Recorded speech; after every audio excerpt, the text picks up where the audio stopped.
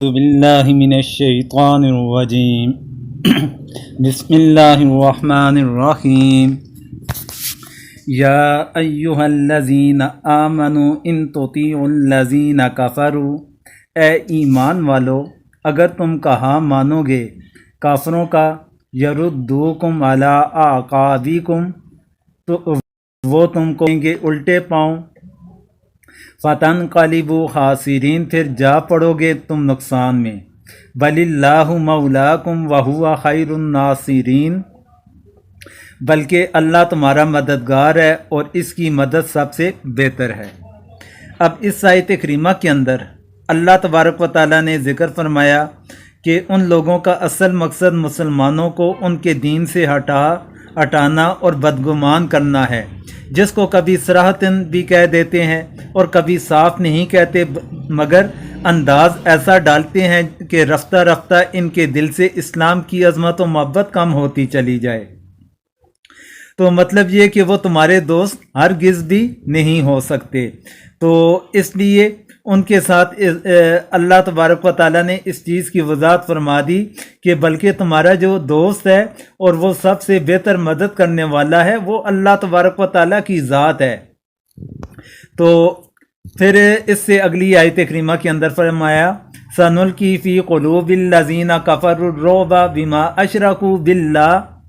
اب ڈالیں گے ہم کافروں کے دل میں رعب اس واسطے کہ انہوں نے شریک ٹھہرایا اللہ کا، مَا لَمْ يُنَزِّلْ بِهِ سُلْطَانًا، جس کی اس نے کوئی سند نہیں اتاری، وَمَأْوَاهُمُ النَّارُ، اور ان کا ٹھکانہ دوزخ ہے، وَبِئْسَ مَثْوَى الظَّالِمِينَ، اور وہ برا ٹھکانہ ہے ظالموں کا۔ اس آیت کریمہ کے اندر اللہ تبارک و تعالیٰ نے کفار کے متعلق ذکر فرمایا کہ کفار کے دل کے اندر روب و دبدبہ ڈالا جائے گا، تو اس کی کیا وجہ، اور ساتھ میں اس کی وجہ بھی اللہ تبارک و تعالیٰ نے بیان فرما دی کہ اس کی وجہ یہ ہے کہ وہ اللہ تعالیٰ کے ساتھ شریک ٹھہراتے ہیں، اور جب وہ شریک ٹھہراتے ہیں ان کے پاس کوئی سند بھی نہیں، تو اس لیے ان کا ٹھکانہ دوزخ ہے۔ پھر آگے فرمایا وَلَقَدْ صَدَقَكُمُ اللَّهُ، اور اللہ تو سچا کر چکا تم سے، وعدہ، اپنا وعدہ، اذ تحسونہم بِإِذْنِی، جب تم قتل کرنے لگے ان کو اس کے حکم سے، حتی اذا فشلتم، یہاں تک کہ جب تم نے نامردی کی، وتنازعتم فی الامر، اور کام میں جھگڑا ڈالا، وعصیتم من بعد ما اراکم، اور نافرمانی کی بعد اس کے کہ تم کو دکھا چکا ما تحبون، تمہاری خوشی کی چیز، منکم من یرید الدنیا ومنکم من یرید الآخرہ، کوئی تم میں سے چاہتا تھا دنیا اور کوئی تم میں سے چاہتا تھا آخرت، ثم صرفکم عنہم لیبتلیکم، پھر تم کو الٹ دیا ان پر تاکہ تم کو آزمائے، وَلَقَدْ عَفَا عَنْکُمْ، اور وہ تم کو معاف کر چکا، وَاللَّهُ ذُو فَضْلٍ عَلَى الْمُؤْمِنِينَ، اور اللہ کا فضل ہے ایمان والوں پر۔ اب یہ ظاہر ہے کہ غزوہ احد میں بعض صحابہ کرام کی رائے کی غلطی ہوئی تھی، جس پر سابقہ متعدد آیات میں تنبیہ اور آئندہ کے لیے اصلاح حال کی ہدایات کا سلسلہ چلا آتا ہے،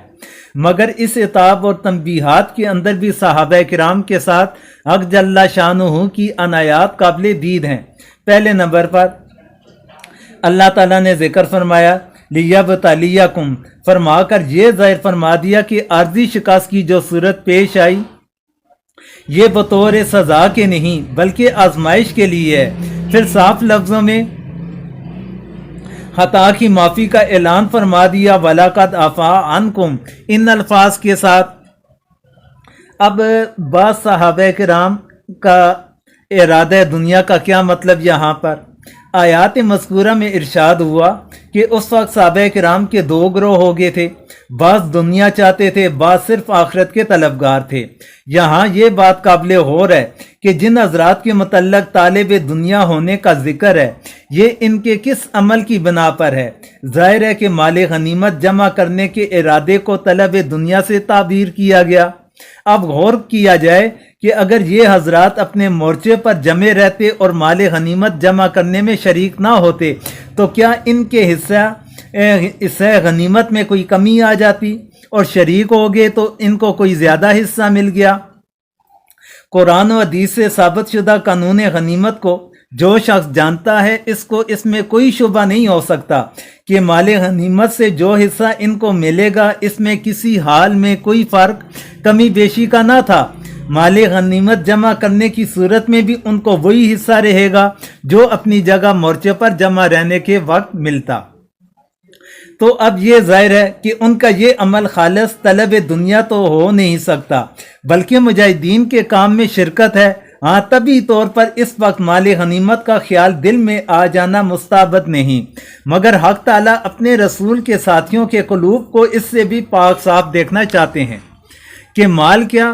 تصرف ہی کیوں آوے، اس لیے اس تصرف کو طلب دنیا سے تعبیر کر کے ناپسندیدگی کا اظہار فرما دیا۔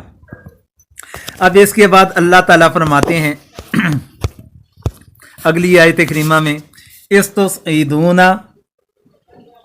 تم چڑھے چلے جاتے تھے، ولا تلوون علی احد اور پیچھے پھر کر نہ دیکھتے تھے کسی کو، والرسول اور رسول یدعوکم فی اخراکم تم کو تمہارے پیچھے سے بلا رہا تھا، فَأَصَابَكُمْ غَمًّا بِغَمٍّ لِكَيْ لَا تَحْزَنُوا عَلَى مَا فَاتَكُمْ وَلَا مَا أَصَابَكُمْ پھر پہنچایا تم کو غم عوض میں غم کے تاکہ تم غم نہ کیا کرو اس پر جو ہاتھ سے نکل جاوے اور نہ اس پر کہ جو کچھ پیش آوے، واللہ خبیر بما تعملون اور اللہ کو خبر ہے تمہارے کام کی۔ اس آیت کریمہ کے اندر اللہ تبارک و تعالیٰ نے ذکر فرمایا کہ جس وقت صحابہ کرام کے درمیان بگدڑ مچ گئی تھی تو وہ ادھر ادھر جا رہے تھے، تو حضور نے پیچھے سے آواز دی تو انہیں آواز اللہ تبارک و تعالیٰ نے فرمایا کہ تمہارا رسول بلا بھی رہا تھا۔ تو اس چیز کے متعلق مفسرین کرام فرماتے ہیں کہ کچھ صحابہ کرام کا میدان جنگ چھوڑ کر چلا جانا اور خود رسول اللہ کے آواز دینے پر بھی ان کا نہ آنا اور اس پر رسول اللہ کو غم ہونا اور اس غم کے بدلے میں انجام کار صحابہ کو غم ہونا مذکور ہے۔ اور روایات حدیث میں ہے کہ حضرت کعب بن مالک نے پکارا تو مسلمان جمع ہو گئے۔ اس کی توجیہ و تطبیق صاحب روح المانی نے اس طرح کی کہ اول رسول اللہ صلی اللہ علیہ وسلم نے پکارا جو صحابہ کرام نے سنا نہیں اور دور نکلے چلے گئے، اس وقت حضرت کعب بن مالک نے پکارا، وہ سب نے سن لیا تو جمع ہو گئے۔ بیان القرآن میں حضرت حکیم الامت رحمت اللہ علیہ فرماتے ہیں کہ اصل وجہ گھبراہٹ کی یہ خبر تھی کہ رسول اللہ شہید ہو گئے۔ آپ کے پکارنے میں اس خبر کی کوئی تردید تو تھی نہیں اور آواز اگر پہنچی بھی ہو تو پہچانی نہیں گئی۔ پھر جب حضرت کعب بن مالک نے پکارا تو اس میں اس خبر کی تردید اور حضور کا آیات ہونا مذکور تھا۔ یہ سن کر سب کی تسلی ہوئی اور سب جمع ہو گئے۔ باقی رہا یہ کہ پھر اس پر حق تعالیٰ کی طرف سے عتاب اور رسول اللہ کو غم کیوں ہوا۔ اس کی وجہ یہ ہو سکتی ہے کہ اگر مستقل مزاج رہتے تو آواز کو پہچان سکتے تھے۔ آگے اللہ تعالیٰ فرماتے ہیں ثم انزل علیکم من بعد الغم امنا نعاسا پھر تم پر اتارا تنگی کے بعد امن کو جو اونگ تھی، یغشا طائفۃ منکم ڈھانک لیا اس اونگ نے بعضوں کو تم میں سے، وطائفۃ قد اہمتہم انفسہم یظنون باللہ غیر الحق اور بعضوں کو فکر پڑ رہا تھا، اپنی جان کا خیال کرتے تھے اللہ پر جھوٹے خیال، ظن الجاہلیہ جاہلوں جیسے، یقولون حل لنا من الامر من شیء کہتے تھے کچھ بھی کام ہے ہمارے ہاتھ میں، قل ان الامر کلہ للہ تو کہہ سب کام ہے اللہ کے ہاتھ، یخفون فی انفسہم ما لا یبدون لک وہ اپنے جی میں چھپاتے ہیں جو تجھ سے ظاہر نہیں کرتے، یقولون لو کان لنا من الامر شیء کہتے ہیں اگر کچھ کام ہوتا ہمارے ہاتھ، ما قتلنا ہا ہونا تو ہم نہ مارے جاتے یہاں، قل لو کنتم فی بیوتکم تو کہ اگر تم ہوتے اپنے گھروں میں، لبرز الذین کتب علیہم القتل الی مضاجعہم البتہ باہر نکلتے جن پر لکھ دیا تھا مارا جانا اپنے پڑاؤ پر، وَلِيَبْتَلِيَ اللَّهُ مَا فِي صُدُورِكُمْ، اور اللہ کو آزمانا تھا جو کچھ تم فی صدورکم جو تمہارے جی میں ہے، وَلِيُمَحِّصَ مَا فِي قُلُوبِكُمْ، اور صاف کرنا تھا اس کا جو تمہارے دل میں ہے، وَاللَّهُ عَلِيمٌ بِذَاتِ الصُّدُور، اور اللہ جانتا ہے دلوں کے راز۔ پھر اگلی آیت کریمہ کے اندر فرمایا ان الذین تولوا منکم یوم التقى الجمعان، جو لوگ تم میں سے ہٹ گئے جس دن لڑیں دو فوجیں، انما استزلهم الشیطان، سو ان کو بہکا دیا شیطان نے، ببعض ما کسبوا، ان کے گناہ کی شامت سے، وَلَقَدْ عَفَا اللَّهُ عَنْهُمْ، اور ان کو بخش چکا تھا اللہ، ان اللہ غفور حلیم، اللہ بخشنے والا ہے تحمل کرنے والا ہے۔ اب دو آیات کریمہ آپ کے سامنے پڑھی۔ اب پہلی آیت کریمہ کے اندر اللہ تبارک و تعالیٰ نے ذکر فرمایا وَلِيَبْتَلِيَ اللَّهُ مَا فِي صُدُورِكُمْ، ان الفاظ کا تذکرہ آیت کریمہ کے اندر اللہ تبارک و تعالیٰ نے فرمایا ہے۔ تو مفسرین کرام فرماتے ہیں کہ اس آیت سے معلوم ہوا کہ غزوہ احد میں جو مصائب اور تکالیف صحابہ کرام کو پیش آئیں وہ بطور سزا نہیں بلکہ بطور آزمائش تھیں۔ اس امتحان کے ذریعے مومنین، مخلصین اور منافقین میں فرق کا اظہار کرنا تھا۔ پھر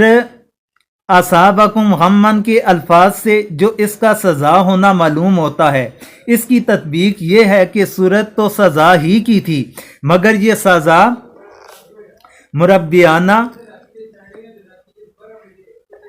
مربیانہ اصلاح کے لیے تھی، جیسے کوئی باپ اپنے بیٹے کو، استاد اپنے شاگرد کو کچھ سزا دیتا ہے تو عرف میں اس کو سزا بھی کہہ سکتے ہیں، مگر در حقیقت یہ تربیت اور اصلاح کی ایک صورت ہوتی ہے، حاکمانہ سزا اس سے مختلف ہے۔ پھر دوسرے نمبر پر یہ بات تو آ گئی سزا اور آزمائش کے لحاظ سے کہ صحابہ کرام کے لیے وہ آزمائش تھی یا سزا تھی، تو اس بات کو واضح کرنے کے بعد آگے اللہ تبارک و تعالیٰ نے ذکر فرمایا کہ لیبتلیہ سے آخر آیت تک جو ارشاد ہے، اس سے تو یہ معلوم ہوتا ہے کہ وقوع مصائب کا سبب یہ ربانی حکمتیں تھیں۔ لیکن اگلی آیت میں اللہ تبارک و تعالیٰ نے فرمایا انما استزلهم الشیطان ببعض ما کسبوا، ان الفاظ کے ساتھ اگلی آیت کریمہ کے اندر اللہ تعالیٰ نے فرمایا،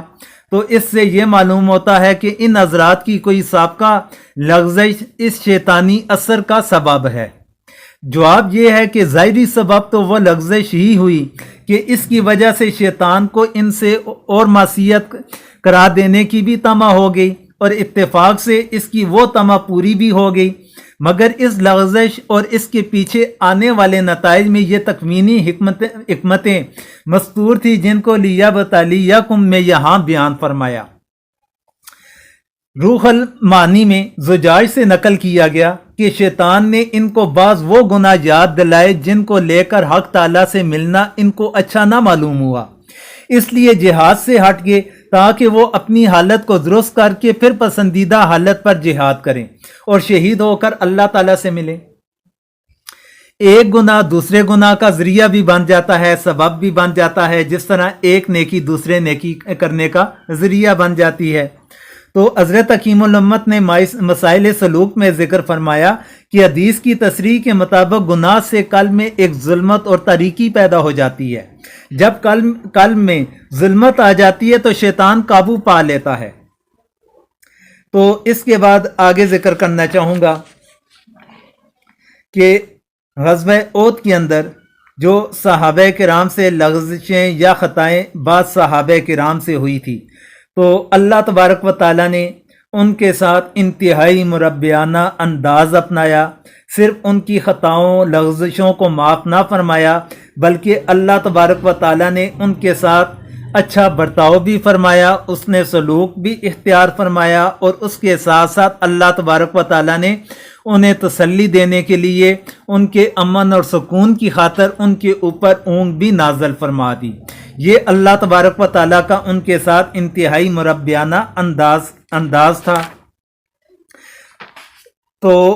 ان تمام آیات میں یہ بات بڑی وضاحت سے سامنے آ گئی کہ حق تعالیٰ کی بارگاہ میں اپنے رسول کے ساتھیوں کو محبوبیت کا وہ مقام حاصل ہے کہ اتنی بڑی عظیم خطاؤں اور لغزشوں کے باوجود ان کے ساتھ معاملہ صرف اف و درگزر کا ہی نہیں بلکہ لطف و کرم کا فرمایا گیا۔ یہ معاملہ تو خود حق تعالیٰ اور نصوص قرآنی کا بیان کیا ہوا ہے۔ اسی طرح کا ایک معاملہ حضرت حاتم بن ابی بلتا کا حضور کے سامنے پیش ہوا۔ انہوں نے مشرکین مکہ کو مسلمانوں کے حالات کے متعلق ایک خط لکھ دیا تھا۔ جب حضور پر بذریعہ وحی اس کی حقیقت کھلی اور خط پکڑا گیا تو صحابہ کرام میں حاتم بن ابی بلتا کے خلاف سخت غیظ و غضب تھا۔ حضرت فاروق اعظم نے عرض کیا، مجھے اجازت دیجیے میں اس منافق کی گردن مار دوں، مگر رسول اللہ کو معلوم تھا کہ وہ منافق نہیں بلکہ مومن مخلص ہیں، مگر یہ غلطی ان سے سرزد ہو گئی، اس لیے اس کو معاف فرمایا اور فرمایا کہ یہ اہل بدر میں سے ہیں، اور شاید اللہ تعالیٰ تمام حاضرین بدر کے متعلق مغفرت اور معافی کا حکم نافذ کر دیا ہے۔ یہ روایت حدیث کی سب سے معتبر کتب میں موجود ہے۔ اب یہاں پر ایک مسئلے کی وضاحت کرنا چاہوں گا۔ صحابہ کرام کے متعلق عام مسلمانوں کے لیے ایک سبق، اس کے اندر اہل علم حضرات انہیں بھی ذہن نشین ان حقائق کو کر لینا چاہیے، اور خصوصیت کے ساتھ عوام کے لیے یہ بات ہے۔ اہل سنت والجماعت کے اس عقیدہ اور عمل کی تصدیق ہوتی ہے کہ صحابہ کرام رضوان اللہ علیہم اجمعین اگرچہ گناہوں سے معصوم نہیں، ان سے بڑے گناہ بھی ہو سکتے ہیں اور ہوئے بھی ہوں گے، لیکن اس کے باوجود امت کے لیے یہ جائز نہیں کہ ان کی طرف کسی برائی اور عیب کو منسوب کرے۔ جب اللہ تعالیٰ اور اس کے رسول نے ان کی اتنی بڑی لغزشوں اور خطاؤں کو معاف کر کے ان کے ساتھ لطف و کرم کا معاملہ فرمایا اور ان کو رضی اللہ عنہم و رضوا عنہ کا مقام عطا فرما دیا، تو پھر کسی کو کیا حق ہے کہ ان سے کسی برائی کے ساتھ تذکرہ کرے؟ یہی وجہ ہے کہ حضرت عبداللہ بن عمر رضی اللہ عنہما کے سامنے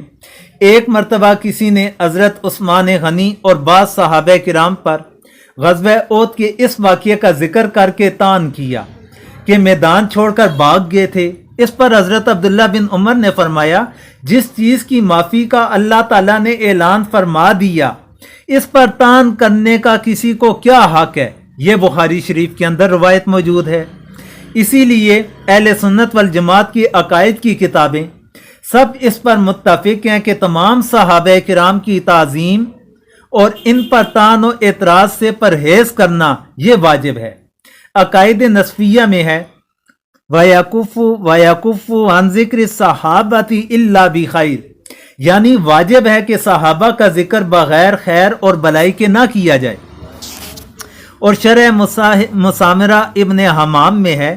اعتقاد اہل سنتی تزکیۃ جمیع الصحابۃ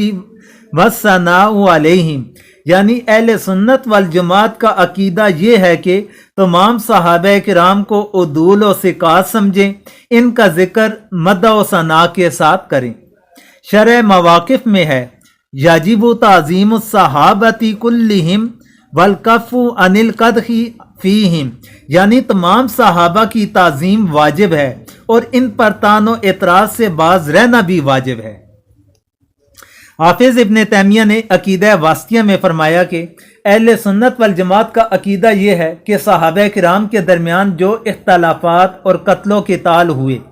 ان میں کسی پر الزام و اعتراض کرنے سے باز رہیے۔ وجہ یہ ہے کہ تاریخ میں جو روایات ان کے عیوب کے متعلق آئی ہیں، ان میں بکثرت تو جھوٹی اور غلط ہیں جو دشمن نے اڑائی ہیں، اور بعض وہ ہیں جن میں کمی بیشی کر کے اپنی اصلیت کے خلاف کر دی گئی ہیں، اور جو بات صحیح بھی ہے تو صحابہ کرام اس میں اجتہادی رائے کی بنا پر معذور ہیں، اور بالفرض جہاں وہ معذور بھی نہ ہوں تو اللہ کا قانون یہ ہے کہ ان الحسنات یذہبن السیئات، یعنی اعمال صالحہ سے برے اعمال کا بھی کفارہ ہو جاتا ہے، اور یہ ظاہر ہے کہ صحابہ کرام کے اعمال صالحہ کسی کے برابر کسی دوسرے کے اعمال نہیں ہو سکتے، اور جیسے صحابہ کے اعمال ہیں کسی کی کیا مجال کہ ان کے اعمال کی برابری تک پہنچ سکے۔ اللہ تعالیٰ نے جو انہیں مقام عطا فرمایا کسی اور کے مقدر میں وہ مقام کہاں پر آ سکتا ہے؟ تو اللہ تعالیٰ کے عفو و کرم کے جتنے وہ مستحق ہیں کوئی دوسرا نہیں ہو سکتا، اس لیے کسی کو یہ حق نہیں کہ ان کے اعمال پر مواخذہ کرے اور ان میں کسی پر طعن و اعتراض کے لیے اپنی زبان کو کھولے۔ یہ عقیدہ واسطیہ کے اندر سے یہ تلخیص لی گئی جو امام حافظ ابن تیمیہ رحمۃ اللہ علیہ کی کتاب ہے۔ اس سے ہمارے لیے یہ سبق ہے کہ ہمیں خاص طور پر صحابہ کرام کے معاملے کے اندر حد سے زیادہ احتیاط کرنی چاہیے۔ ان کا جب بھی تذکرہ کیا جائے اچھے الفاظ کے ساتھ کیا جائے، ان کے اگر آپس کے کچھ تنازعات تھے یا ہوئے تھے یا نہیں ہوئے تھے، ان معاملات کے اندر انسان کو خاموشی اختیار کرنے کی، ان کے معاملات ہیں اسے زیادہ محفوظ راستہ اللہ تعالیٰ کی طرف منسوب کر لیا جائے۔ اللہ تبارک و تعالیٰ نے جب انہیں ایک سند جاری کر لی اپنی رضا کے ساتھ، اپنی رضا کے الفاظ کے ساتھ،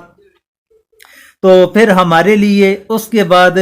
ان کے اوپر کسی قسم کا اعتراض کرنا یا ان کے اوپر طعن و تشنیع کرنا تو ان کی ذات کے اوپر، ان کی ہستیوں پر تو کوئی بھی اثر نہ پڑے گا، ہاں ہمارے اپنی گمراہی کے لیے راستے کھل جائیں گے، کیونکہ اللہ تبارک و تعالیٰ نے انہیں رضی اللہ عنہم و رضوا عنہ کہہ دیا۔ اللہ ان سے راضی ہے، وہ اللہ سے راضی ہیں، پھر ہمیں درمیان میں کسی سے کیا معاملہ، ہمیں ان کے اوپر اعتراض کرنے کی کیا گنجائش، یا ہماری کیا حیثیت، یا ہمارے اندر کیسی ہمت کہ ہم ان ہستیوں کے اوپر اعتراض کر سکیں، یا ان کے جو تنازعات تھے ان کے اوپر ہم جج بن کر اپنی ججمنٹ پیش کرنا شروع کر لیں، فلاں حق پر تھا، فلاں باطل کے اوپر تھا۔ ہماری کیا اوقات کہ ہم ان کے درمیان فیصلہ کرنے کی حیثیت رکھیں۔ انہی الفاظ کے ساتھ اجازت چاہوں گا، آخر میں دعاؤں کی درخواست ہے۔